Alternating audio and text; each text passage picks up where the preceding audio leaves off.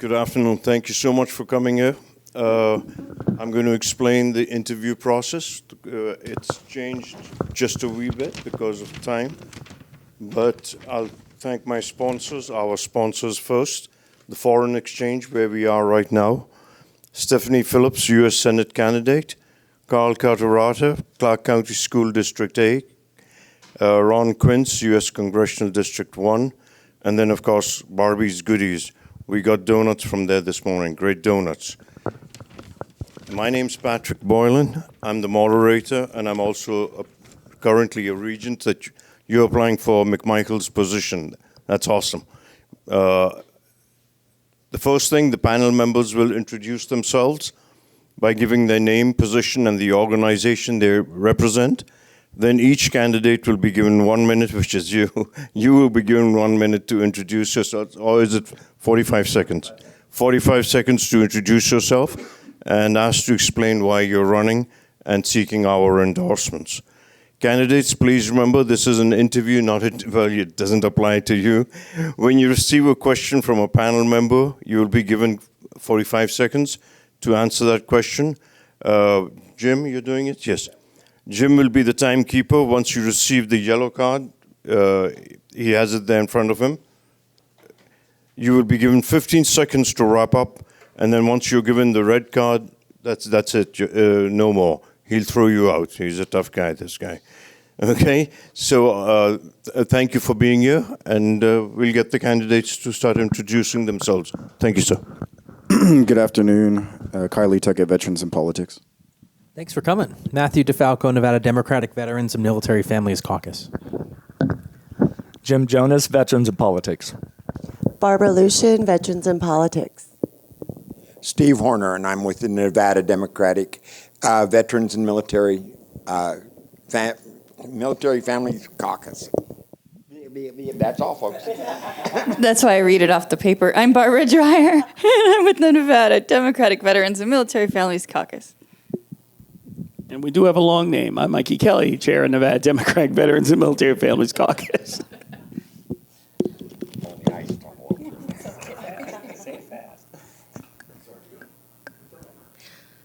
Thank you for having me. I appreciate you so much and for the embrace.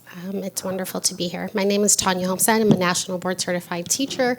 I am currently supporting teachers in leadership and policy and advocacy while also working as a part-time instructor at Nevada State College. I have a wealth of experience in terms of board experience. I am currently the chair of the Charter School Authority Board and a former governor-appointed member of the Nevada State Board of Education. I also serve on the board of directors for National Board for Professional Teaching Standards, as well as a board in San Francisco and out of Kansas. And I am here seeking your endorsement as a former military dependent, with my father having served in target intelligence in the Air Force and my husband in infantry. So, Kylie Tuckett, Veterans in Politics again. How do you plan on handling a situation when political correctness is being pushed in the school, but isn't for the benefit of education? I certainly have considered this in terms of being in the classroom myself, being in a college classroom, and discussing this also with my daughter, who just recently graduated with her master's from UNLV. And it has been in looking at addressing the community at the universities and at the colleges. Oh my gosh, I forgot 45 seconds. In my head was 1 minute. I am so sorry. And acknowledging that we need to address the issues that are pressing and trending, looking at how others are also handling political correctness, but appreciating the fact that community coming together and collaborating to address those issues has been persistent.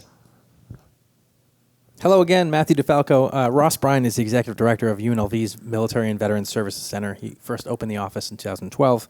This past fall, 1,800 schools nationwide were evaluated for an annual ranking in areas like student retention and graduation, and UNLV was ranked as a top 10 military-friendly school in America. Still, UNLV's had 9 suicides of combat veterans since the office opened. Can we count on you to answer Ross Bryan's phone calls and go to bat for Rebel Vets when they need you to go to bat for them?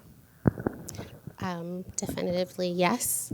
Acknowledging the persisting challenges, not only for veteran students, but students in general, mental health and wellness, and feel that it is exceptionally important to continue to advocate for service and resources that would address those issues and support students prior to things escalating.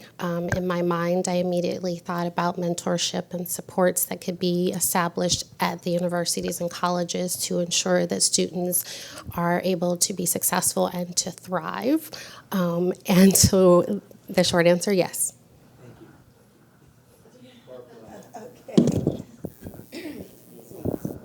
Hi, Barbara Lucian with Veterans in Politics. What are your what plans do you have for the safety in all of the schools? You know, obviously we had that terrible shooting at UNLV, and there's got to be something that we can do. Do you have any ideas or any plans to address that issue? I did just have this conversation with my daughter. She was leaving the campus as things were happening, and it certainly is a trigger for us. We encountered gun violence. And she was also at the mall, trapped in a back room when that happened. So very overwhelming, prioritized, and I'm grateful to be able to be connected with others in the community who have an expertise in this. We specifically talked about options around, oh my gosh, around connections. And so thinking about community and collaboration yet again, because I have a connection with a former deputy chief of the police department. And so in getting together and seeing what resources are available and how we can ensure that the measures that we're taking to keep our city safe could also be implemented at our colleges and universities. Steve Horner with the Veterans and Military Families Caucus. What programs and policies can the Board of Regents adopt that can make higher education more affordable, especially for students from middle-class families and those from the lower socioeconomic families, which impact students of color more than anything else? Student debt is crippling, and we need to make a school affordable in the state of Nevada. I appreciate this question, having just recently supported a daughter who's gone for her undergrad degree and her master's degree, made some notes because she and I were also talking about this. She's an excellent thought partner. And as we talked about equity and accessibility and affordability, I'm looking for the yellow card, I was specifically talking to her about income share agreements and that being based upon repayment according to your financial success following graduation, as well as Pell Grants for alternative education options for students, and acknowledging that not everyone is going to college and yet everyone should have an opportunity and deserve access to. And then looking at education savings accounts that incentivize education accounts so that students get to make choices and that it isn't the education providers that are extending the choices. Barbara Dreyer here. I taught in behavior school that was subsequently closed by CCSD. So I'm curious, what are your ideas for improving effective discipline in the schools as students transition into higher education, improving discipline and behavior within higher education as well? Again, another connection and an appreciation. My father also taught at a behavioral school at CCST, so now I have to go home and share your name. I specifically consider gradual discipline, but you can't talk about discipline without talking about self-regulation and talking about student health, mental wellness, social emotional wellness. And so considering how do we put structures in place and engage in communication and collaboration along the tiers of education, not only focusing on college and universities, but you can't talk about college and universities without talking about early childhood, which is where my expertise is, and then looking at those different tiers. Early childhood, middle, and high school, and then that transition. Addressing those issues specifically will help students to be better positioned to be able to engage at the college and university.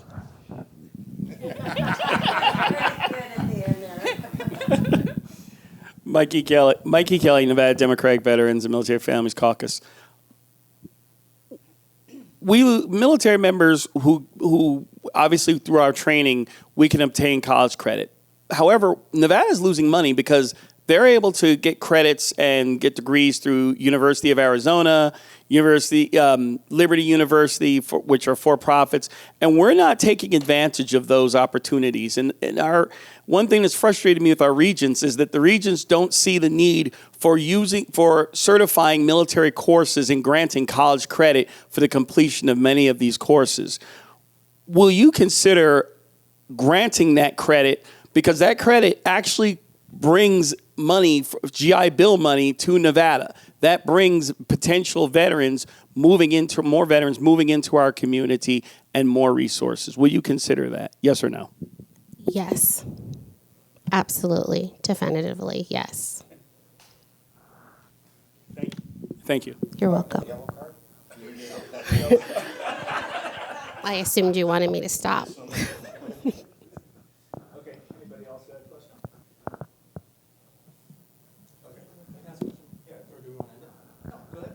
Do you think NC has a problem with staff making too much money? Do I think NG has a problem with it? Yeah, should people be making $300,000-$400,000 a year? I will acknowledge that I don't know that. Well, that is not answering your question. People should not necessarily be making $300,000 and $400,000 based upon their positions in leadership at the university and colleges.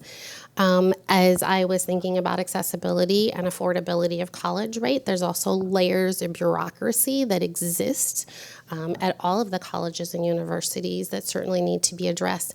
And I was a part of the doctoral program at UNLV when they closed down and said, you have 1 year to finish, make it happen. And so they got rid of everyone because of those dollars that they were making that they simply could not sustain. So no, I do not believe that individuals should be making $300,000 and $400,000 across the board at any college or university. And I teach, and I'm not making that.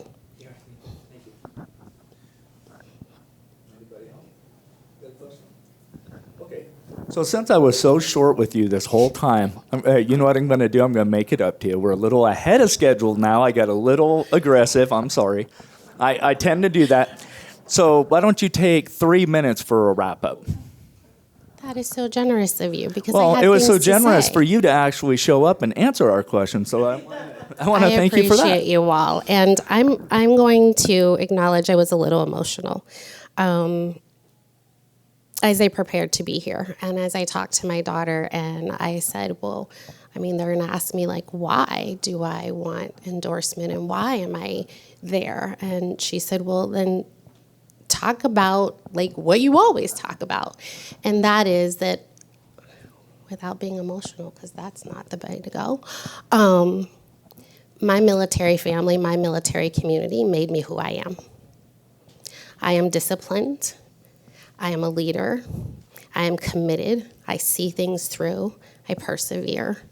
Not only because I was a military dependent, but because my family intentionally instilled in me the values of the military and the military family. And so when you ask me the questions, will I support? My answer is yes. It can't be anything else but yes, because this is the community that embraced me. And as I come here today and I spend this time with you, I hope that this community will continue to embrace me as part of the military family, acknowledging that this is where my heart has been. While I did not get the privilege of being able to serve, I do have the privilege of being able to support my father as a military leader, as well as my husband. And so I'm just grateful. I acknowledge also that as I thought about, because you said 3 minutes, as I thought about my leadership, I thought about my qualifications and the experience that I would bring to the board in terms of learning not only from the board that I hope to be a part of, but also the boards that I have been a part of, and utilizing that experience in order to inform and influence my leadership as I persist. No, I wasn't going to cut you off. What I wanted to do is remind you, website, point of contact. Thank you. So people can get involved in I your campaign. appreciate you. I am Holmes-Sutton for Nevada at gmail.com. That is HOLMESSUTTON, the number 4 NV at gmail.com. I am one of the only, well, one of three Holmes-Suttons that exist. So I can be Googled, and I am at Tonia Holmes. .org, and information is there regarding my background, how I've supported teachers, diversity, equity, inclusion, equitable access, and certainly I welcome the opportunity to be able to engage with all voters, regardless of where they may be situated in our valley. Okay, thank you so much for coming. That was great listening to your answers. And since he gave us extra time, I'll thank our sponsors again. The foreign exchange where we are right now, Stephanie Phillips, U.S. Senate candidate, Carl Catarata, Clark County School District A, Ron Quince, U.S. Congressional District 1, and then, of course, my favorite, Barbie's Goodies. We had donuts from there this morning. I'd like to thank you again. If you don't mind, we'll step out. Are we still going out for the photographs? Yeah. So thank you so much for coming. If you can grab this paper of yours and take it with you, we'll take a photograph outside. Just in case you forget your name, we want to make sure that you remember that, all right? Thank you, ma'am.